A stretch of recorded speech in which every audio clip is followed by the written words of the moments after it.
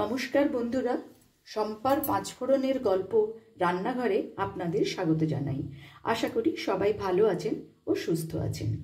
আজ আমি আপনাদের সাথে শেয়ার করব পাওভাজির রেসিপি।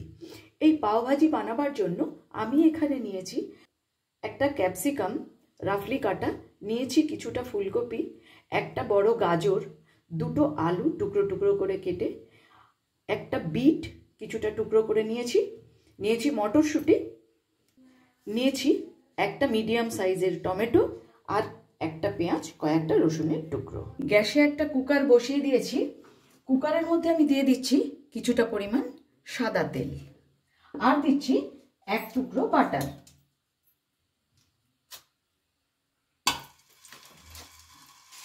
গ্যাসের ফ্লেমটা মিডিয়ামে রেখে আমি তেল আর বাটারটাকে সামান্য একটু মেল্ট করে নিয়েছি।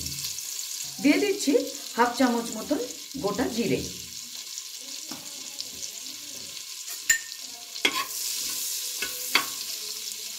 দিয়ে দেব একটা কুচনো পেঁয়াজ, দিয়ে দিলাম 4 কোয়া রসুন।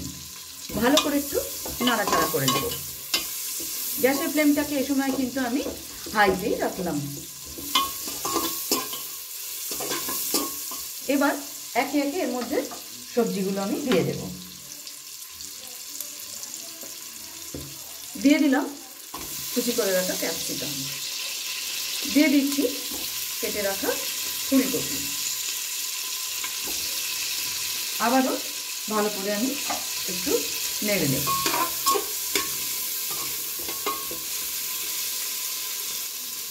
প্রায় 1 মিনিট ধরে সমস্ত সবজিগুলোকে নাড়াচাড়া করে নিয়েছি। এখন এর মধ্যে দিয়ে দেব কেটে রাখা টমেটো, দিয়ে দিলাম কেটে রাখা বিট, দিয়ে দিচ্ছি কেটে রাখা গাজর, দিয়ে দিলাম কেটে রাখা আলু।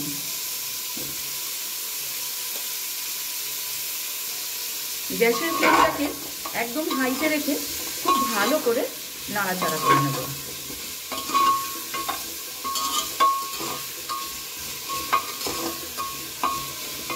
পাও ভাজির ভাজিটা যদি কুকারে করা হয় তাহলে কিন্তু খুবই তাড়াতাড়ি হয় এবং স্বাদটাও অন্য রকমের আসে।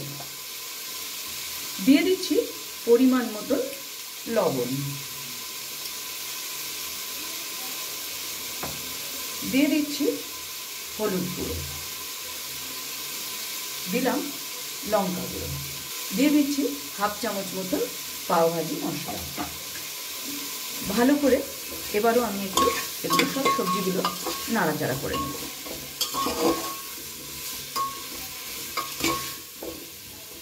এবার এর মধ্যে দিয়ে দিচ্ছি মটরশুঁটি,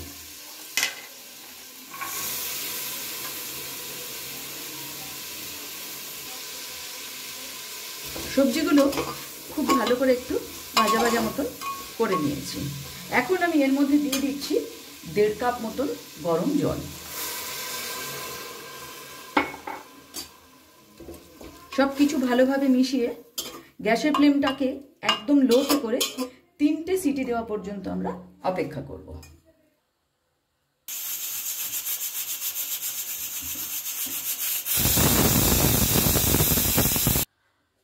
সমস্ত সবজিগুলোকে আমি কড়াইয়ের মধ্যে ট্রান্সফার করে নিয়েছি। এবার একটা ম্যাশারের সাহায্যে ঠিক এইভাবে আমি সমস্ত সবজিগুলোকে ম্যাশ করে নেব।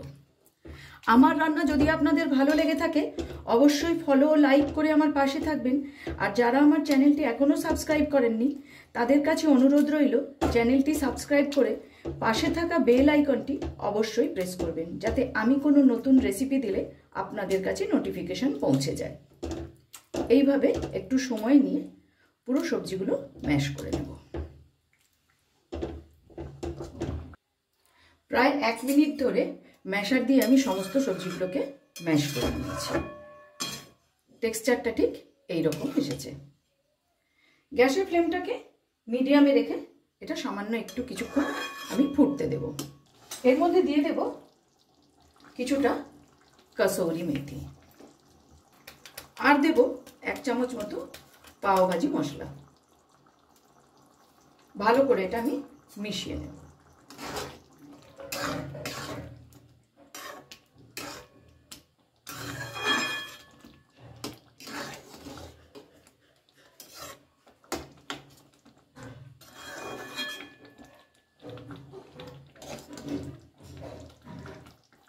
গ্যাসের ফ্লেমটাকে এই সময় মিডিয়ামেই রাখছি।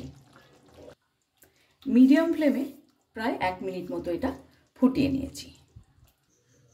একটা তড়কা প্যান আমি বসিয়ে দিয়েছি। এর মধ্যে দিয়ে দিলাম কিছুটা পরিমাণ বাটার।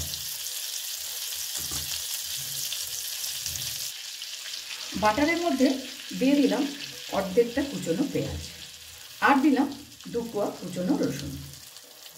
ভালো করে একটু বাটারের মধ্যে এটা নাড়াচাড়া করে নেব।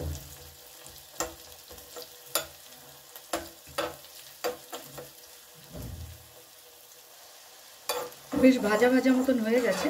এবার নামিয়ে এটা আমি ওই ভাজিটার মধ্যে ঢেলে দেব। ভাজিটার মধ্যে ঢেলে দিলাম। ভালো করে এটা মিশিয়ে নেব।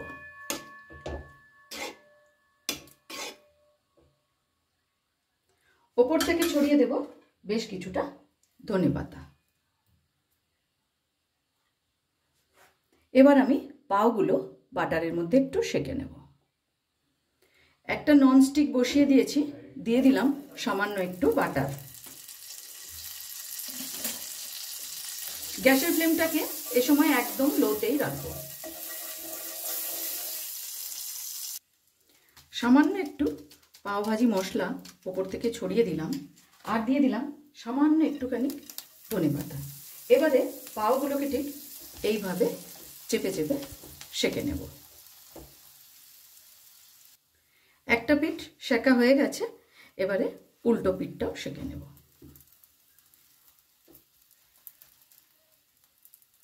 এই ব্রেডটা আমার সেঁকা হয়ে গেছে, এবারে আমি অন্য একটা ব্রেড সেঁকে নেব।